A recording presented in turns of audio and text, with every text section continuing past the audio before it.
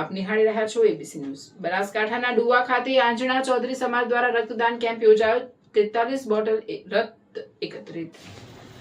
રક્તદાન એ જ મહાદાનના ઉમદા મંત્રને સાર્થક કરતા સમસ્ત આંજણા ચૌધરી સમાજ ડુવા દ્વારા એક સરાહનીય સામાજિક પહેલ કરવામાં આવે છે। ગામ ખાતે આયોજિત શ્રીમદ ભાગવત સપ્તાહ જ્ઞાન યજ્ઞના પવિત્ર પ્રસંગે ભવ્ય રક્તદાન કેમ્પનું આયોજન કરવામાં આવ્યું હતું। ધાર્મિક મહોત્સવની સાથે માનવ સેવાના યજ્ઞમાં સ્થાનિક યુવાનો અને ગ્રામજનોએ ઉત્સાહભેર ભાગ લીધો હતો।